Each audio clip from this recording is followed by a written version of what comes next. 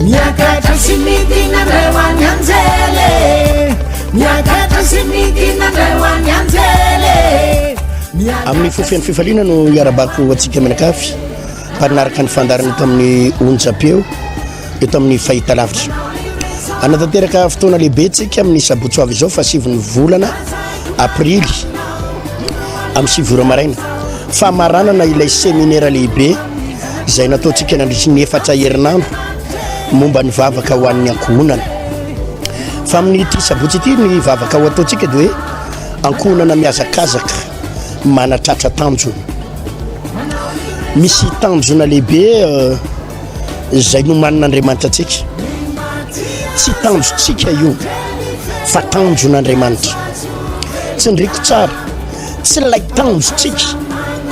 fa ilay tanjon'Andriamanitra mahatonga atsika mangatsika ara-panahy lasa matoritory ara-panahy lasa varimbarina ara-panahy ary lasa miverin-dalana dia mieritreritra ianao fa tratranao ny tanjonao raha vao mieritreritra mihitsy ny olona ray nanatratra tanjona ary tratra ny tanjona dia tsy maintsy tratran'ilay parking spirituel izy manomboka mitsahatra manomboka makatoerana manomboka milamindamina ary manomboka mitsofoka iankofana fahafatesana ka amin'ity indray mandeha ity tsy ilay tanjonao no hotratrarintsika fa ny tanjon'Andriamanitra tsy ndriko tsara ny tanjon'Andriamanitra no hotratrarintsika ka ivavakantsika amin'ny fotoana io itombon'ny etaeta ara-panahy itombon'ny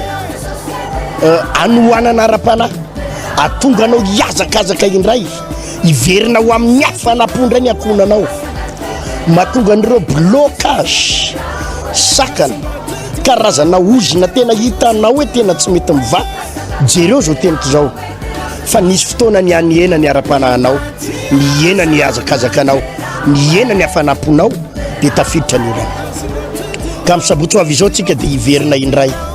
ho amin'ny hafanampo ho amin'ny dingana ambonimbony ho amin'ny